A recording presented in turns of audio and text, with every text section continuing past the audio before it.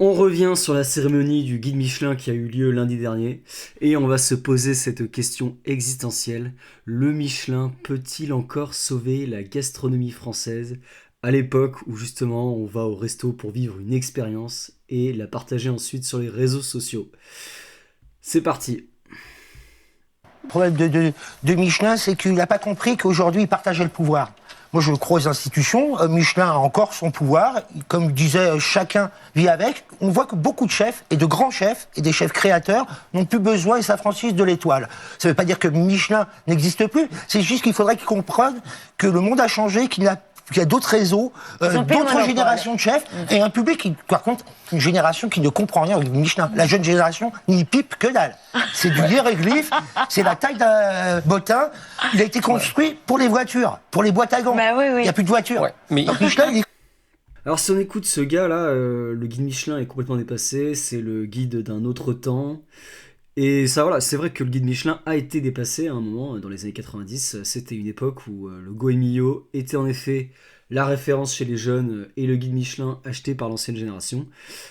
Mais si on parle encore autant aujourd'hui du guide Michelin, c'est que le guide Michelin a opéré une transformation dans les années 2000 pour devenir un guide international qui met en avant des chefs issus de la jeune génération et qui a quand même tendance à de moins en moins s'intéresser à la gastronomie traditionnelle.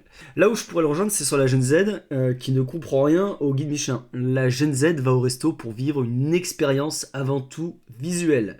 Le goût vient après. Si la Gen Z elle va dans un resto, c'est parce qu'elle a vu que ce resto faisait partie des tendances sur les réseaux. La Gen Z elle se sert des avis et des évaluations laissées sur les réseaux pour choisir le resto dans lequel elle va manger. Et le guide Michelin, c'est exactement tout l'inverse. Il est important de comprendre que voilà, le guide Michelin, il ne donne aucun critère d'évaluation. Le guide Michelin, il vous dit juste, on repose notre évaluation sur la qualité des produits, la maîtrise des cuissons et des techniques culinaires, l'harmonie des saveurs, la personnalité de la cuisine telle qu'elle est exprimée dans l'assiette, et la régularité de la prestation sur l'intégralité du menu. Et entre les différentes visites. Oui, ça veut dire que voilà, le Michelin, il vient pas juste une fois. Il vient pas juste une fois goûter ce qui se passe. Ils viennent plusieurs fois et ils goûtent plusieurs choses dans le menu. Donc il ne s'agit pas d'être juste bon un jour et sur une seule chose, il s'agit d'être bon sur toute la carte et toute l'année. Vous n'avez pas de grille d'évaluation quand le Michelin retire une étoile, c'est un coup de fil juste pour vous dire que l'étoile est retirée. Quand le Michelin donne une étoile, à la limite, vous avez un petit article sur le site du guide dans lequel un inspecteur raconte son expérience, mais il ne va pas vous dire, voilà, j'ai donné cette étoile pour telle ou telle raison. Il vous raconte juste l'expérience qu'il a vécue. L'idée, c'est d'amener le client là-bas. Et ils le redisent ici, les étoiles Michelin ne viennent récompenser que la qualité de la cuisine proposée. On ne tient pas compte du service, des arts de la table, de l'ambiance du restaurant. Une bonne partie des gens vont au restaurant pour vivre une expérience, pour se retrouver dans un endroit magnifique et manger dans un cadre où l'ambiance vous plaît, etc. Je le répète, on va au restaurant d'abord pour une histoire d'ambiance, pour du visuel, et le goût vient après. Et le Michelin ne compte pas se soumettre à ce diktat, à la loi des réseaux sociaux. Le Michelin, il se construit justement en opposition, il le dit pas clairement, mais pour moi c'est comme ça que j'interprète la chose, il se construit en opposition avec les réseaux sociaux en fait. Et vous avez le cas justement d'un chef comme Michael Arnoux, qui a été récompensé d'une 3e étoile. Voilà, Michael Arnoux, c'est un gars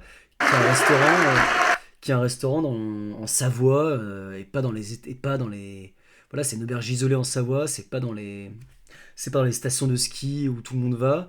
On va l'écouter parler un peu. L'aventure, elle est pas commune. De partir de rien et de construire dans un petit village où il n'y a pas 300 habitants, d'essayer d'avancer chaque jour.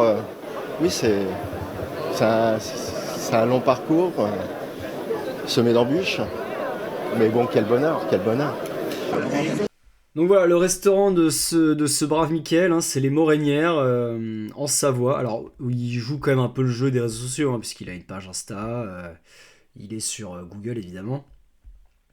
Mais voilà, si le Michelin ne va pas dans ce restaurant de 300 habitants perdu en campagne savoyarde, les réseaux sociaux ne le remarqueront pas, ça c'est sûr. On va juste laisser le mot de la fin pour Thierry Marx. Hein. Vous savez à quel point je peux ne pas être d'accord avec Thierry Marx, mais je crois qu'aujourd'hui, nous nous retrouvons sur un point. Il est complètement le Ouais, Bardov. juste un mot pour le Michelin. Moi, ce que je constate depuis que je suis président d'un syndicat, il me reste encore quelques mois à faire, c'est qu'il y a 176 000 restaurants en France, il y a une industrialisation de la gastronomie et il y a une dégastronomisation de la France. Donc il nous faut des Michelin. Il nous faut Michelin, il nous faut des guides qui mettent en valeur et qui donnent de l'attractivité au métier. Pour une fois qu'on se retrouve sur ce point-là, parce que vous savez, Thierry Marx, c'est comme il l'a dit, il est président de l'UMI. Et son discours habituel, c'est de dire qu'il faut absolument protéger les restaurants des fast-food, etc. Qu'il faut mettre en place des lois pour taxer les fast-food, pour mettre en avant les restaurants qui font du fait maison. Là où je le retrouve, là où je suis d'accord avec lui, c'est que pour moi, on n'a pas besoin de ces lois. Les derniers garants de notre gastronomie, ben, c'est ce genre de guide. Ouais, c'est ce genre de guide qui sont indépendants et qui vont dire, bah, tel ou tel resto nous a plu et on le met en avant. Et après, vous, bah, libre à vous d'y aller ou pas. C'est comme ça qu'on sauvera notre gastronomie si nous avons envie de la sauver. Voilà, qu'est-ce que vous avez pensé de cette cérémonie du guide Michelin ? On va en reparler du guide Michelin sur cette chaîne parce qu'il y a d'autres choses à dire justement sur quelle est un peu la politique de choix, quels restaurants sont mis en avant par le guide Michelin. On va en reparler de tout ça. Mais si vous avez déjà, si justement vous avez des déceptions, si vous avez des coups de gueule à pousser, n'hésitez pas à le faire en commentaire.